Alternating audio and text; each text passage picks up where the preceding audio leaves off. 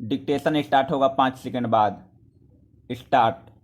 जिस वक्त उत्तर प्रदेश और पश्चिम बंगाल की एटीएस व एसटीएफ टीमें आतंकी संगठन अल-कायदा के नेटवर्क को यहां खंगालने में जुटी है, ठीक उसी समय अफगानिस्तान व पाकिस्तान से आई दो दर्दनाक खबरें बताती है कि इस पूरे खित्ते में आतंकवाद की चुनौती फिर कितनी गंभीर हो चली है।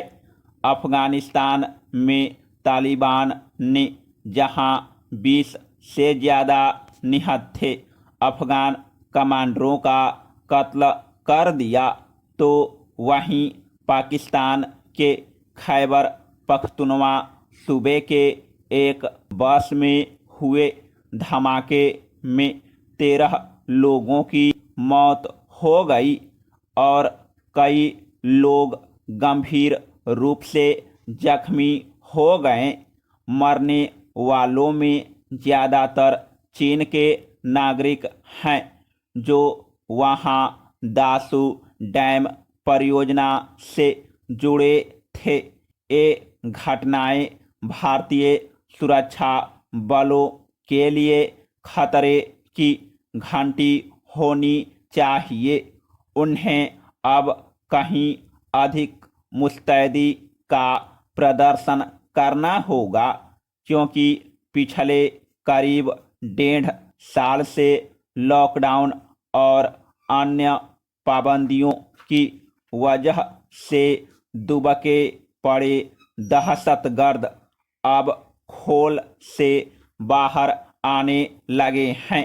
Paragraph change.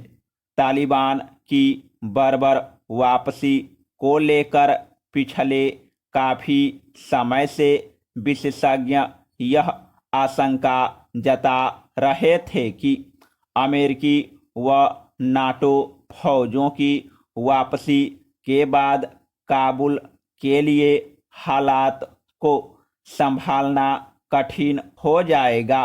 और अब जो समाचार वहां से मिल रहे हैं वे उन आशंकाओं की तस्दीक करते हैं। अफगानिस्तान के ग्रामीण इलाकों में तालिबान का दबदबा बढ़ता जा रहा है, तो काबुल में बैठी सरकार शहरी इलाकों को बचाने में जुटी है। यह संघर्ष अगर ज़्यादा गहराया और अंतर्राष्ट्रीय समुदाय मुखदर्शक बना रहा, तो वहाँ की नागरिक सरकार के लिए तालिबान को रोक पाना कठिन होगा। हालात की गंभीरता का अंदाज इसी बात से लगाया जा सकता है कि कुछ दिनों पहले तालिबान के संघर्ष से डरकर सैकड़ों अफगान सैनिक पड़ोसी देश तजाकिस्तान भाग गए थे, और अब तो वहां से नागरिकों का पलायन भी शुरू हो गया है, क्योंकि जिन जिलों पर तालिबान का नियंत्रण हो चुका है वहां कट्टरपंथी निजाम के कायदे लागू किए जा रहे हैं। Paragraph change. निस्संदेह यह स्थिति हमारी चिंता अधिक बढ़ाने वाली है। तालिबान और अल-कायदा की दुर्भिसंधि तोरा बोरा की पहाड़ियों के भीतर अब दबी छिपी नहीं है।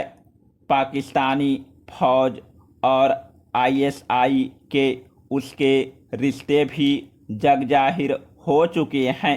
दुर्भाग्यपूर्ण तथ्य यह है कि अपने नागरिकों की जान की कीमत पर भी पाकिस्तान आतंकवाद के खिलाफ जंग में ईमानदारी बरतने को तैयार नहीं है।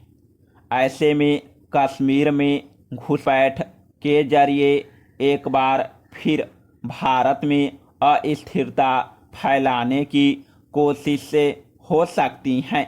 इसकी आशंकाएं इसलिए भी गहराती है कि जिस अंसार गजवत उल हिंद से जुड़े होने के आरोप में 2 लोगों को यूपी एटीएस ने दबोचा है, वह अलकायदा की ही एक शाखा है और कश्मीर में इसका गहरा नेटवर्क रहा है। बहरहाल बेलगाम तालिबान सिर्फ भारत के लिए चिंता का मसला नहीं है। चीन के विदेश मंत्री ने जिस तल्ख अंदाज में कल तालिबान को चेतावनी दी है, वह एक संकेत है कि काबुल में उसकी मजबूती बीजिंग के लिए भी सिरदर्दी है। खासकर ईस्ट तुर्कमेनिस्तान इस्लामिक मूवमेंट के जो लड़ाके तालिबान की सरपरस्ती में वहां जमा बताए जा रहे हैं, वे चीन के शिजियांग सूबे से 100 किलोमीटर से भी कम की दूरी पर एकत्र हैं। इसलिए वह क्षेत्रीय कूटनीति बढ़ाने के साथ साथ अपनी सुरक्षा चुनौतियों की गहन पड़ताल का समय है। समाप्त।